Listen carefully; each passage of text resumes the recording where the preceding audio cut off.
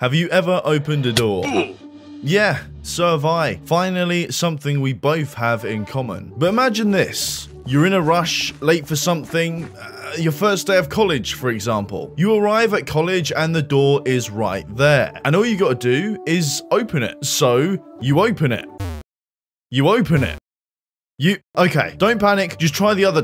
Fuck. You, an intellectual, are now standing there with a whole bunch of people looking straight at you. All because you couldn't even open a fucking door. The door wasn't locked. As you can see, someone else pulled the door from the other side. Ah yes, it was so obvious, wasn't it? All you had to do was push the door, not pull it. This was the day that doors became my enemy. This is a true story. And it's the reason why I do martial arts, because I wouldn't even trust a door in a combat situation.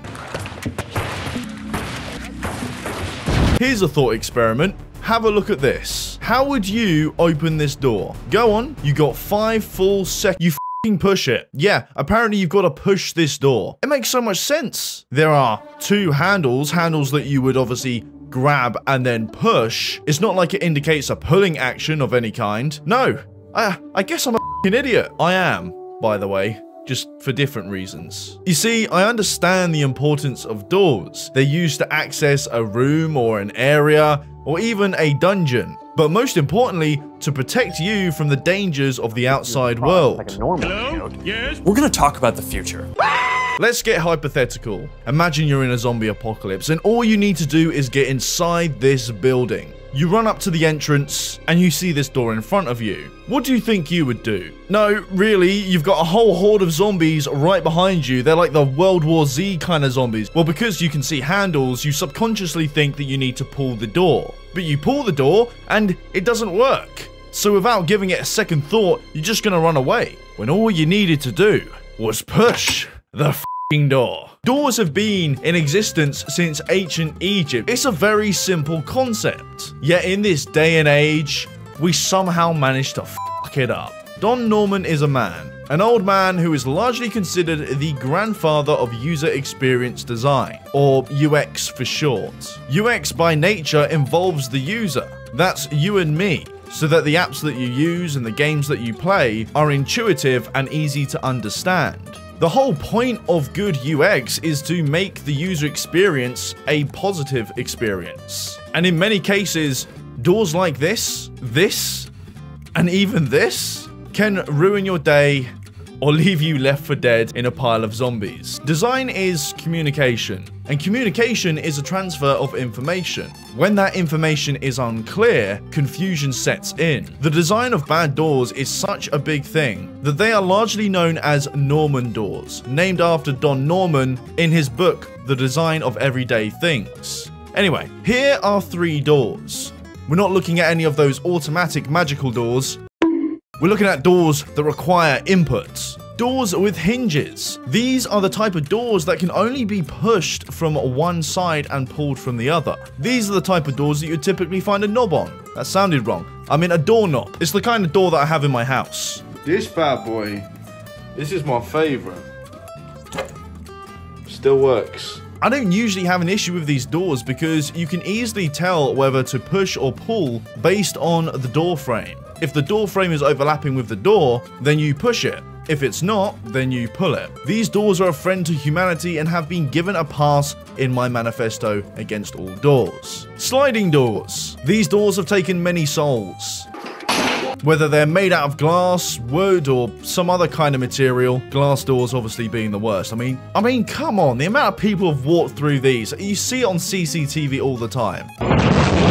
The direction of where to slide the door usually isn't the problem. No, it's the confusion that they cause. I remember having this really important job interview, and this was the kind of door that I had to deal with, which I'm pretty sure cost me the job. I was taken to the room by an assistant, and instead of them opening the door, they just went off and left. I think they had something more important to do than to get me through this obstacle. Now, obviously, I was on edge. I was about to be interviewed and asked a whole bunch of questions that I'm pretty sure I wouldn't know the answer to. And I could see my interviewers inside. None of them, though, came up to the door. They were expecting me to open the door myself. I guess this was the first test. And oh boy, did I fail. So I go ahead and I pull the door.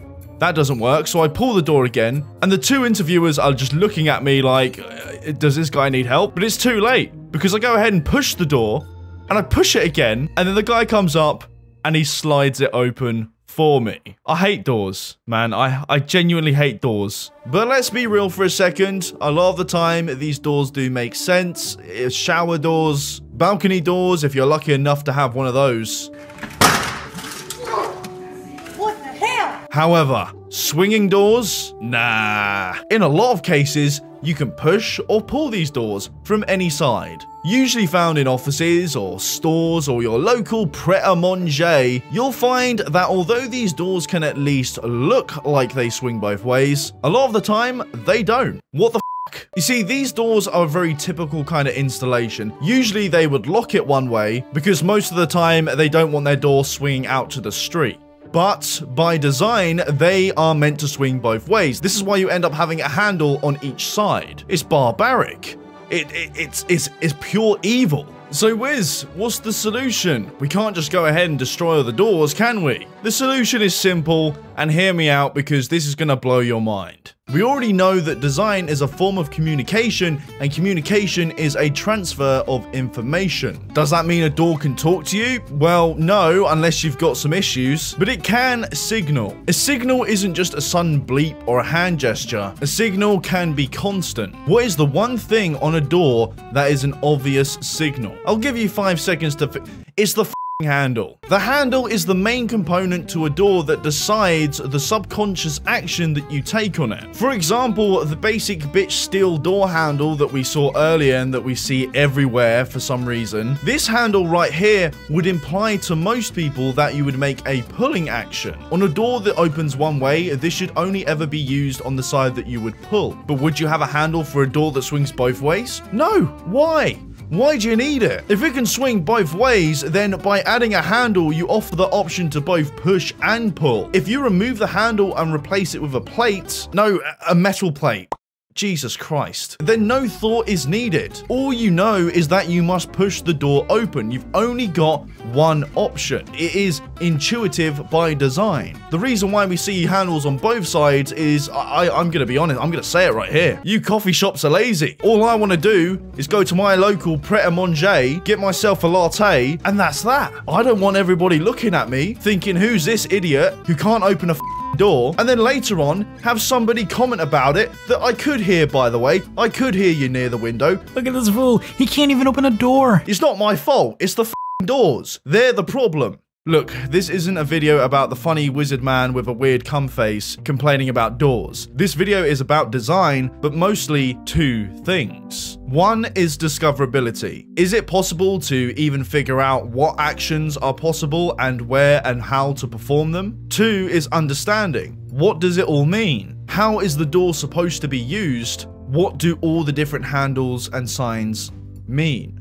As you noticed with the door that swings both ways, the solution was to actually take something away. By taking away the handle, we only give the user one option. Therefore, there is no thought process involved. This really is a case of less is more. It's the same thing that I see with game developers, app developers, people who try and add all these features onto just something that should be so simple and end up overcomplicating the situation even further. Funny enough, there's actually a term for this called featureitis. It sounds like a disease. I dream of a future where doors and mankind can come together and become friends once again. Good design is intuitive, and that goes for everything. Anyway, thanks for watching. I'm gonna head out.